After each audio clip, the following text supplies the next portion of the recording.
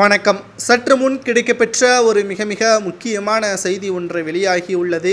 முதல்வர் ஸ்டாலின் அவர்கள் தமிழகத்திற்கு திரும்பி வரும்பொழுது மிகப்பெரிய ஒரு இடி அவரது தலையில் போடும் விதமாக திமுகவின் கூட்டணி கட்சிகளும் அமெரிக்காவில் செய்த தில்லாலங்கடி வேலையும் இரண்டிற்கும் மிகப்பெரிய ஒரு சிக்கலாக ஸ்டாலின் அவர்கள் தற்பொழுது விமான நிலையத்தில் என்ன வேண்டுமெனாலும் நடக்கலாம் என்ற பதற்றத்தில் இருப்பதாக செய்திகள் வெளியாகியுள்ளது.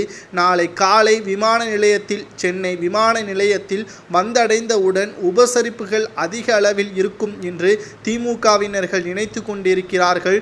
ஆனால் நிச்சயமாக அது அனைத்தும் நடக்காது. ஏற்கனவே 3 முறை வெளிநாடு பயணம் மேற்கொண்டு தமிழகத்தில் பல ஆயிரம் கோடிகளை முதலீடு பெற்றுள்ளோம் என்று வெற்று அறிக்கையை தான் கொடுத்திருந்தார். ஆனால் இந்த முறை வெள்ளை அறிக்கை வெளியிட முடியுமா? யாரையெல்லாம் சந்தித்தார்?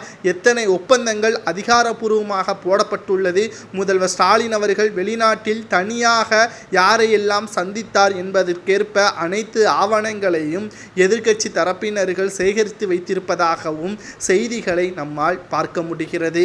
இது ஒரு பக்கம் இருக்க, மறுபக்கம் திமுகவின் கூட்டணி கட்சியில் பல குளறுபடிகள். மூத்த அமைச்சர்கள் வழிவிட்டு இளைஞர்களுக்கு வழிவிடுங்கள் என்பதற்கேற்பவும் திமுகவின் கூட்டணி கட்சியான விடுதலை சிறுத்தைகள், முஸ்லிம் லீக், காங்கிரஸ் போன்றவை கூட்டணி கட்சிகளுக்கு கடுமையான எதிர்ப்புகளை தெரிவித்திருக்கிறார்கள். அதாவது 200 தொகுதிகளில் திமுக வெற்றியடைய வேண்டும், மீதம் இருக்கக்கூடிய 34 தொகுதிகளில் எதிர்க்கட்சிகள் யார் வேண்டுமானாலும் வெற்றியடைந்து கொள்ளட்டும், நமது பலம் நமக்கு தெரியும் என்பதற்கேற்ப கூட்டணி கட்சியை நம்பினால் நாம் நடுத்தெருவில்தான் நிற்போம் என்பதற்கேற்ப திமுகவின் கூட்டணி கட்சிகளை கடுமையாக விமர்சனமும் செய்திருக்கிறது திமுகவின் அமைச்சர்கள்.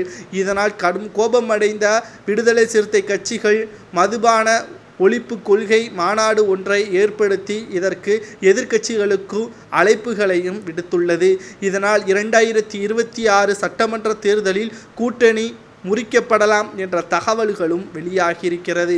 தொடர்ச்சியாக திராவிட முன்னேற்ற கழகத்தின் தலைவரும் தமிழக முதல்வர் ஸ்டாலின் அவர்களுக்கு இது மிகப்பெரிய ஒரு பிரச்சனையாக மாறும் என்பதில் துளி அளவு கூட சந்தேகம் கிடையாது.